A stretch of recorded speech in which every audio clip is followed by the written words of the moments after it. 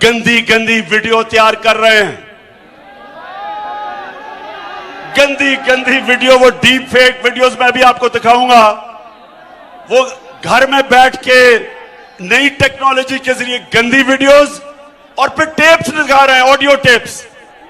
अस्सलाम वालेकुम जी, मेरा नाम जीशान है और आप देख रहे हैं मेरा यूट्यूब चैनल हक पे बोल। तो खान साहब ने ननकाना साहब में आज एक जलसा किया। पहले तो मैं आपको ये बता दूं कि ये ननकाना साहब की तारीख का सबसे घटिया और नाकाम जलसा था। बुरी तरह फ्लॉप हुआ ये शो। लेकिन इस जलसे में खान साहब ने अपने दुख भरी दास्तान भी सुनाई। खान साहब की बातें सुन के यकीन जाने कि मेरा दिल भर आया कि खान साहब के खिलाफ तो पूरा पाकिस्तान हो गया है। खान साहब ये कह रहे थे कि ये सारे चोर मिलकर मेरे खिलाफ साजिशें कर रहे हैं और आवाम में मुझे गंदा करने की कोशिश की जा रही है। इसके बाद खान साहब ने यह भी कहा कि ये लोग मेरी गंदी गंदी मेरी वीडियो बना रहे हैं ताकि मुझे बदनाम किया जाए। और ये वीडियो ये घर बैठकर डीप फेक टेक्नोलॉजी के जरिए ये बनाते हैं। यानी कि डीप फेक टेक्नोलॉजी के जरिए कुछ भी बनाया जा सकता है। खान साहब का कहने का मकसद ये है। इसके अलावा मेरी ऑडियो भी आ रही है, वो भी डीप फेक टेक्नोलॉजी के जरिए बनाई जा रही है। तो खान साहब मैं आपसे ये कहना चाहता हूं कि डीप फेक टेक्नोलॉजी से अगर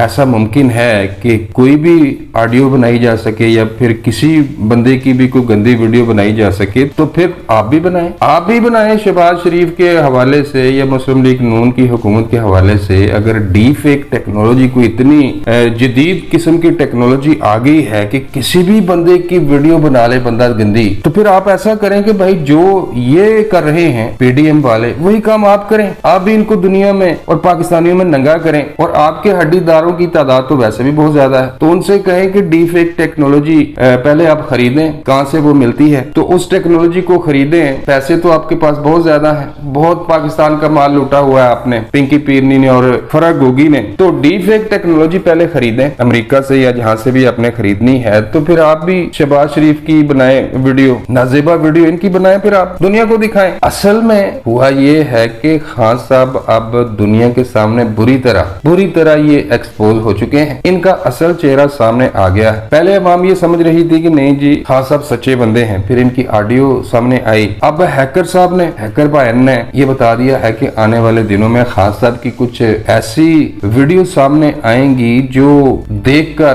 खान साहब तो खैर किसी को मुंह दिखाने के काबिल नहीं रहेंगे, लेकिन आप भी शर्म से पानी हो जाएंगे कि एक ऐसा बंदा जो पाकिस्तान का 4 साल तक पाकिस्तान का वजीर आजम रहा हो, उसके कैसे कैसे शौक हैं। तो चोर की दाढ़ी में तिनका। भाई अगर आपने कोई बुरा काम नहीं किया तो आप क्यों डर रहे हैं? अगर मैंने कोई बुरा काम नहीं किया तो मुझे कोई खौफ नहीं और किसी में इतनी जरूरत नहीं कि किसी की कोई गैर अखलाकी वीडियो बना दे। भाई अगर जो वीडियो आने वाली है, अगर आपको ये लगता है कि ये डीप फेक टेक्नोलॉजी के जरिए बनाई गई है, आपके दुश्मनों ने, सारे चोरों ने मिलकर ये वीडियोस बनाई हैं, तो आपको फिर सीधा सुप्रीम कोर्ट जाना चाहिए और उनको ये बताना चाहिए कि देखें जी डीप फेक टेक्नोलॉजी के जरिए कैसे कैसे ये लोग घिनौने खेल खेल रहे हैं, मेरी गंदी वीडियो बना रहे हैं। लेकिन सुप्रीम कोर्ट नहीं जाएंगे। ये वजह इसकी क्या है? वजह मैं आपको बताता हूँ कि कहा जा रहा है कि जो वीडियो सामने आएंगी उनके साथ उस वीडियो की फोरेंसिक रिपोर्ट भी शाया की जाएगी। यानी कि वो लैब में उसको हर लिहाज से देखा गया है कि ये असली है या नकली है या डीप फेक टेक्नोलॉजी है, ये कैसे बनाई गई है। तो कोई डीप फेक टेक्नोलॉजी नहीं है, ऐसी वीडियो मौजूद हैं। 4 साल तक इन्होंने जो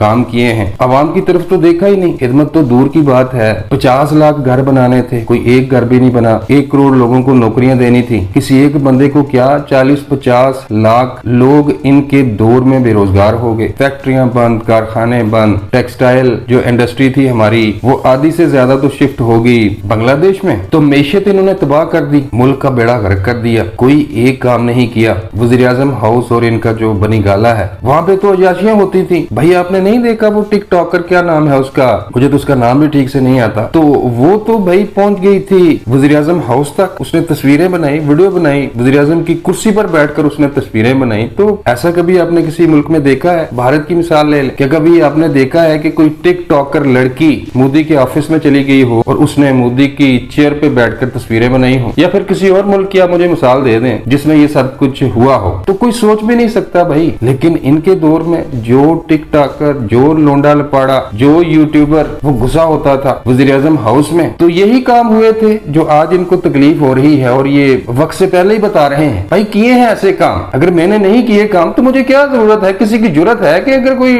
उसकी फेक वीडियो बना सके? अदालतें खुली हैं, आप उन पे केस कर दो। तो ये सब झूठ है, सब ड्रामा है। खान साहब पूरी दुनिया के सामने, खान साहब नंगे हो गए हैं, इनका जो असल चेहरा है वो सामने आ चुका है। जो भी ये बंदा वीडियो सामने ला रहा है या ऑडियो सामने ला रहा है, यकीन करें वो पाकिस्तान का सबसे बड़ा खैरख्वाह है। 4 साल तक इसने अवाम को बेवकूफ बनाए रखा। आज भी कुछ लोग हैं जिनको यूथी और अमरांडू कहा जाता है, जो कहते हैं कि सादिक और अमीन है खान साहब, इनसे बड़ा सच्चा और मुहब्बे वतन और पाक दामन इंसान है ही कोई नहीं। तो भाई अगर आपने चोरी नहीं की, आपने गुनाह नहीं किया, आपने जुर्म नहीं किया, तो आप डर क्यों रहे हो? इनका मुकाबला करो। तो बात घूम फिर के वहीं आती है कि खान साहब झूठे पड़ गए हैं, इनका असल चेहरा दुनिया के सामने आ गया है। और कुछ लोगों की जानब से, कुछ हैकर हजरात हैं, उनकी जानब से ये दावा किया जा रहा है कि बहुत जल्द इनकी कुछ गैर अखलाकी वीडियो सामने आने वाली है। तो ननकाना साहब के नाकाम जलसे से खान साहब ने खिताब करते हुए एक दफा फिर कोशिश की है कि लोगों को बेवकूफ बनाया जाए, लोगों की आंखों में धूल झोंकी जाए, लेकिन खान साहब अब ऐसा मुमकिन नहीं है। अब तक के लिए बस इतना ही। मिलता हूँ किसी नई वीडियो में। अल्लाह निगहबान।